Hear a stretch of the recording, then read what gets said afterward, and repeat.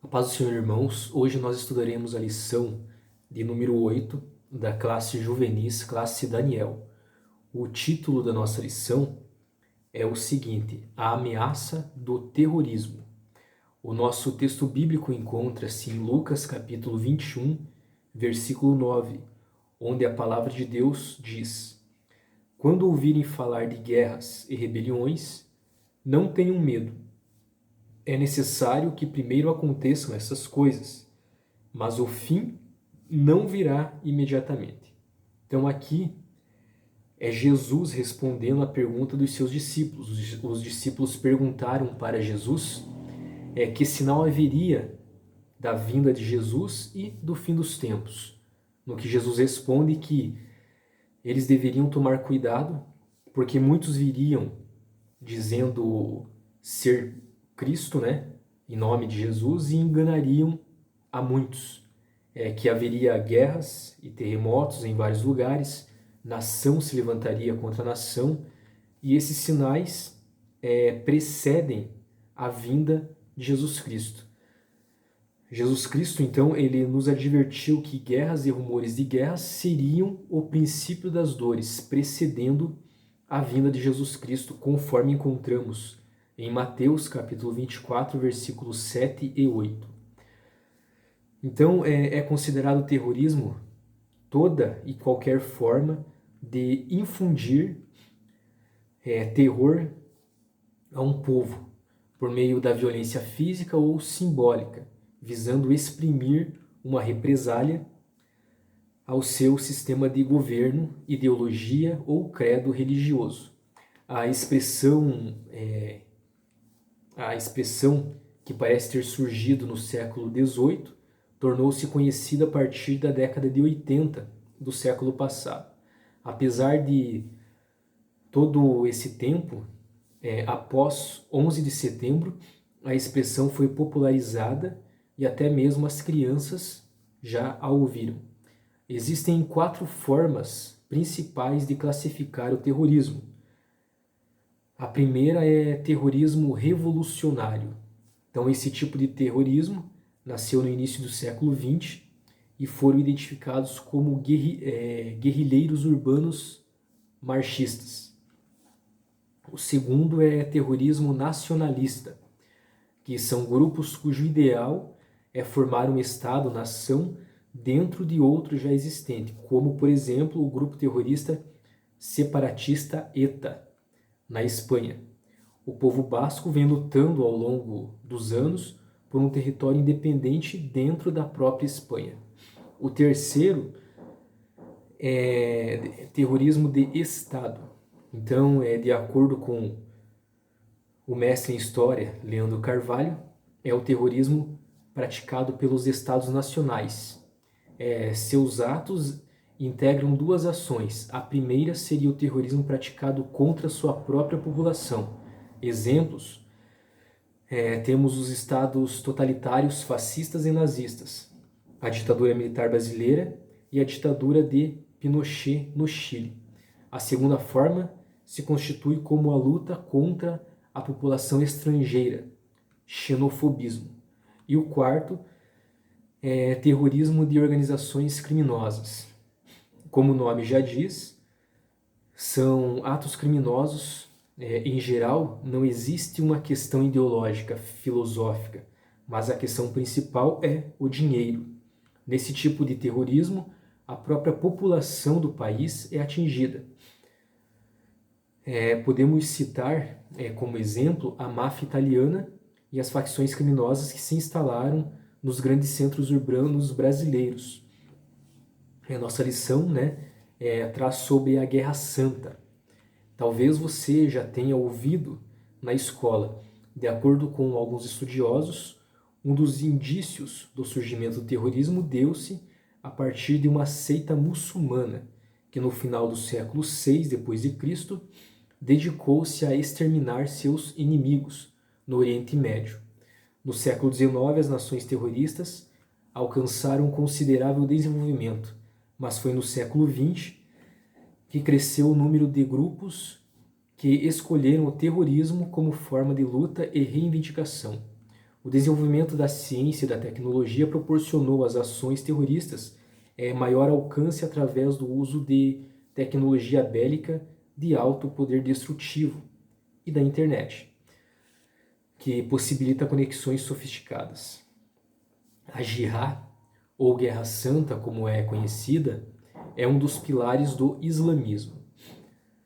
Este termo, de origem árabe, significa empenho, luta, esforço, e tem o propósito de impor a fé e domínio muçulmano, se preciso torturando e matando os que se negam a segui-la. Diferentemente para nós cristãos, a Bíblia ensina que Deus, de modo algum, obriga que sirvamos a Ele. Pelo contrário, em Zacarias capítulo 4, versículo 6, o Senhor declara: não por força nem por violência, mas pelo meu Espírito, diz o Senhor dos Exércitos. Sendo assim, Deus se importa que os seus adoradores o sirvam espontaneamente, em espírito e em verdade, conforme encontramos em João capítulo 4, versículos 23 e 24. Como exemplo de terrorismo, podemos citar os ataques às Torres Gêmeas que ocorreu em 11 de setembro do ano de 2001. Então, o mundo, que já dispunha de grande desenvolvimento tecnológico, estava prestes a assistir em tempo real um dos maiores atentados terroristas da história mundial. Daquele dia em diante, o dia 11 de setembro seria relembrado todos os anos. Um grupo de 19 terroristas ligado à Al-Qaeda sequestraram 4 aviões comerciais de passageiros. Os sequestradores, de forma intencional, colidiram 2 aviões contra as Torres Gêmeas, que é 2 edifícios, do complexo empresarial do World Trade Center, na cidade de Nova York.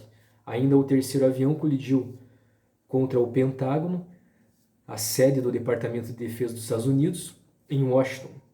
O quarto avião caiu em um campo aberto próximo de Sharpeville, na Pensilvânia.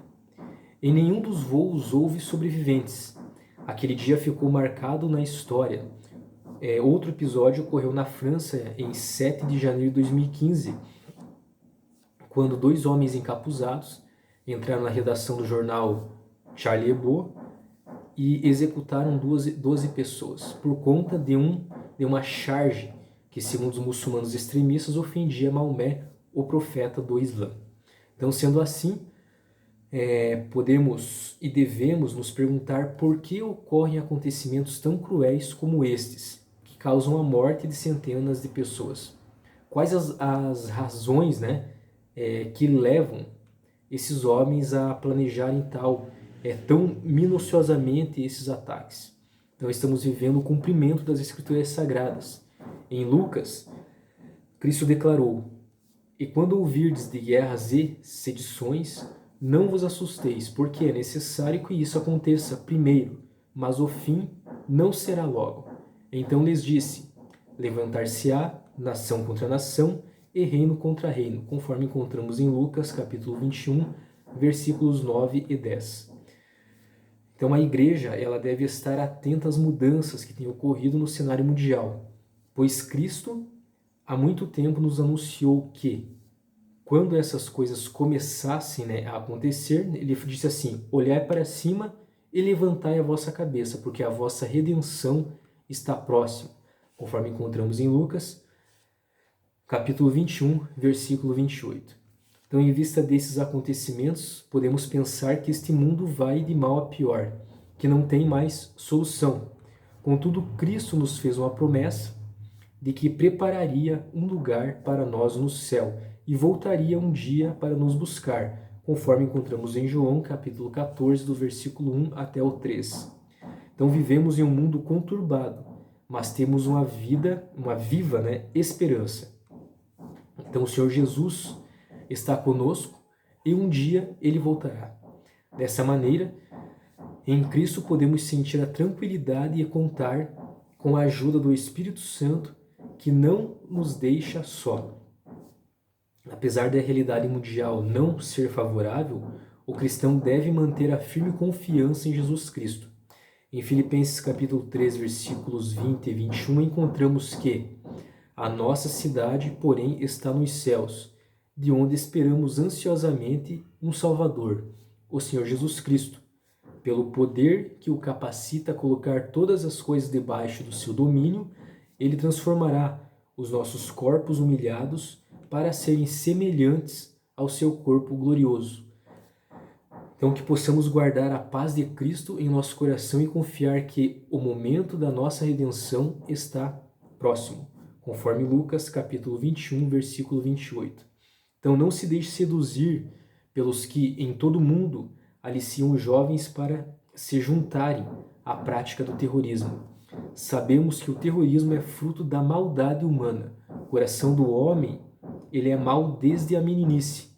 Em Gênesis capítulo 8, versículo 20 e 21, encontramos que após as águas do dilúvio terem secado, terem abaixado, e Noé ter construído um altar para agradecer a Deus pelo livramento, o Senhor disse que nunca mais amaldiçoaria a terra por causa do homem, pois o coração do homem é inteiramente inclinado para o mal desde a infância. Então, além da maldade humana, tem também a questão espiritual.